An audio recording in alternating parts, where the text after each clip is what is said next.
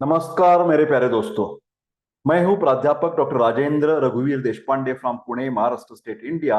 I am MD in Ayurvedic medicine and MD in Ayurvedic physiology.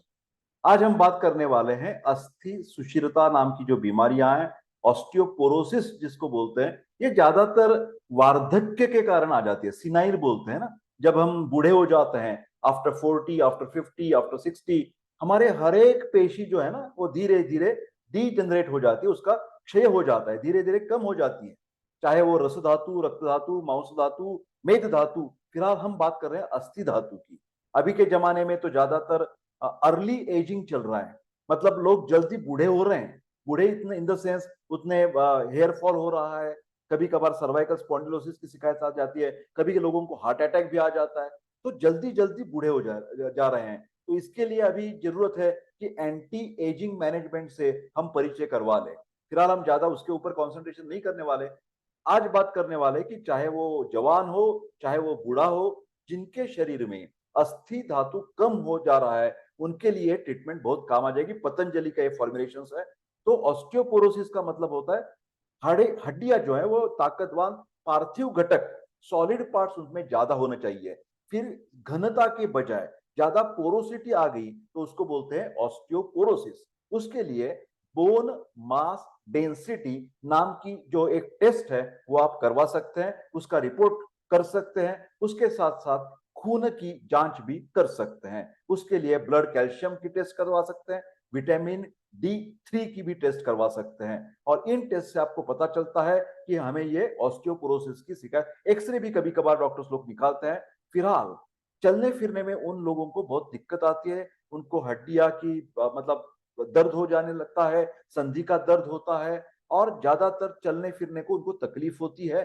चलते समय पैर में ज्यादा जड़पन आ जाता है, गौरव आ जाता है, और वो बोलते कि सर बहुत वीक लगते हैं मेरे सब बोन्स। और कभी कभार इधर उधर हिचक जाते हैं तो स्प्रेन आ जाता है, स्नायु की वो जो है ना जोड़ कम हो जाती है। उसके साथ साथ जिसको अननोटिस्ड फ्रैक्चर्स भी हो सकता है, मतलब पता भी नहीं चलता कि ये माइनॉट हेयर क्रैक लाइक फ्रैक्चर्स उन लोगों में ज्यादा हो सकते हैं।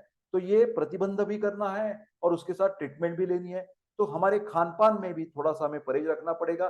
ज्यादा तीखी चीजें हमें बिल्कुल नहीं खानी चाहिए, फास्ट फूड कम करना चाहिए, और उसके साथ साथ दूध का हर रोज सेवन करना चाहिए। दूध ये एक अमृत है, उसमें प्रोटीन्स है। नाचनी बोलते हैं, नाचनी रागी इंग्लिश में। तो उसका पोरेज भी अच्छा रहता है क्योंकि उसमें कैल्शियम है। दूध में भी कैल्शियम है, दूध में प्रोटीन भी है। तो ये सब घटक जो है ना अस्थि धातु के लिए बहुत काम आते हैं। उसके साथ साथ ये पतंजलि की दवा भी आपको बिल्कुल मदद करेगी। दिव्य अमृता सत 10 ग्राम की पाउडर आपको लानी पड़ेगी। स्वर्णमाक्षिक 5 ग्राम पाउडर डालनी पड़ेगी। प्रवाल पिष्टी 10 ग्राम है। गोदंती भस्म 10 ग्राम है। मुक्ता शुक्ति 10 ग्राम। और एक बढ़िया टैबलेट है बृहत वात चिंतामणि 10। ये थोड़ी सी कॉस्टली दवा है। फिलहाल ये नाम में कितना जबरदस्त नाम है, क्योंकि आयुर्वेद कहता है कि हड्डियों का और वात का बहुत नजदीक वाला संबंध है। फिलहाल वो संबंध जो है ना वो थोड़ा सा अलग तरीके का है। मतलब क्या हो जाता है, जब वात प्रकोप हो जाता है तो अस्थि का क्षय हो जाता है, और जब वात क्षय हो जाता है तो अस्थि की वृद्धि हो जाती है। तो ये एंटेगोनिस्टिक काम करते हैं एक्शन की तरफ। तो जब वात प्रकोप के कारण की वजह से आपकी हड्डियां कमजोर हो गई है, तो आपको खाने पीने में वात प्रकोप करने वाला फूड, आहार टालना चाहिए। वात प्रकोप करने वाली मूवमेंट जो है वो आपको टालनी चाहिए। मतलब बहुत जोर से भागदौड़ करते हैं, excessive mental and physical strain है, आपको रूखा सूखा खाते हैं, कभी बैठे बैठे आराम से ताजा खाना नहीं खाते, फास्ट फूड लगा रहते हैं हमेशा। हाँ, भागदौड़ ज्यादा होती है और आपकी सेहत के हेल्थ के तरफ आप बिल्कुल ध्यान नहीं देते हैं। बैठा व्यवसाय रहता है, कोई रेगुलर तरीके से आपको हड्डियों की जो जॉइंट्स की जो एक्सरसाइजेस होती है वो कभी आप नहीं करते, तो इससे ये तकलीफ बढ़ने वाली है। ठीक है, तो आपका खान पान अच्छा होना चाहिए, जीवन शैली अच्छी हो। कई कभार वाइसेस जो होते हैं ना, ये स्मोकिंग का बहुत डेंजरस है। मद्यपान, ये स्मोकिंग है, मद्यपान है, ये दवा से इनसे भी ये ऑस्टियोपोरोसिस की शिकायत आपको हो सकती है। तो कैल्शियम, जो नेचुरल कैल्शियम जो हमारी सृष्टि में है, वो कोरल पानी में जो कोरल होता है, प्रवाल होता है, उसका बहुत कैल्शियम नेचुरल होता है। गोदंती भस्म में भी एक कैल्शियम ज्यादा होता है, मुक्ता में भी ज्यादा कैल्शियम होता है। और बृहत्वात चिंतामणि रस एक ऐसी दवा है कि जो वात के ऊपर बहुत जल्दी काबू लाते हैं, और सब का सब जो पेन है वो निकल जाता है। और जो डिजेनरेशन प्रोसेस चल रही है हमारे शरीर में, वेयर एंड टेयर चल रहा है, झीज हो रही है, वो बिल्कुल खत्म हो जाती है। एंटी एजिंग काम करता है ये बृहत्वा चिंतामणि रस। ठीक है, तो ये सब औषधि को मिलाकर 60 पुड़िया आपको बनानी है। प्रातः नाश्ता एवं रात्रि भोजन से आधा घंटा पहले जल या शहद के साथ ये एक एक पुड़ी आप सेवन कर सकते हैं। ठीक है, उसके साथ कुछ टैबलेट्स आपको लेने से फायदा मिल सकता है, जैसे योगराज गुग्गुलू की एक गोली, चंद्र प्रभावटी की एक गोली और शिलाजित रसायन की एक गोली। तो 3 गोलियां 3 बार, मतलब प्रातः नाश्ता, दोपहर का भोजन लंच और रात्रि का भोजन डिनर, इसका आधे घंटे के बाद ये दूध के साथ लेनी है भैया।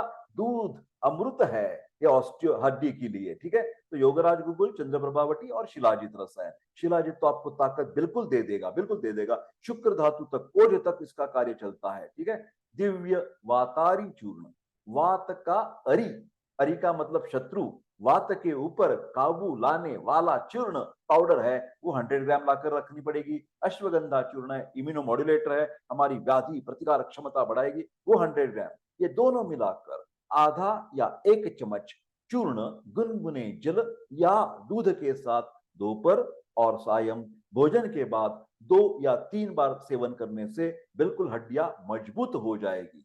दिव्य अश्वगंधारिष्ट पतंजलि का जो है 4 चम्मच औषध, 4 चम्मच पानी मिलाकर प्रातः एवं सायं भोजन के बाद सेवन करने से भी पूरे शरीर के सप्त धातु अच्छी तरह से, अच्छे क्वालिटी के और अच्छे क्वांटिटी के बन जाएंगे। मेरे प्यारे दोस्तों, आज मैंने आपके साथ ऑस्टियोपोरोसिस के बारे में पतंजलि की दवा जो होती है और बाकी का जो डिस्कशन है वो कर लिया है। कृपा करके वीडियो लाइक शेयर और सब्सक्राइब कर दीजिए। फिलहाल कौन सी भी जब दवा पानी की डॉक्टर देशपांडे बात करते हैं ना, वो एक डिस्क्लेमर नाते से एक स्टेटमेंट हमेशा करते हैं कि आप चाहे पतंजलि डॉक्टर के पास जाइए, नहीं तो आयुर्वेद एकेडमी के डॉक्टर के पास आ जाइए, आपको पेड ऑनलाइन कंसल्टेशन मिलने की बहुत अच्छी सी हमारी पास सुविधा है।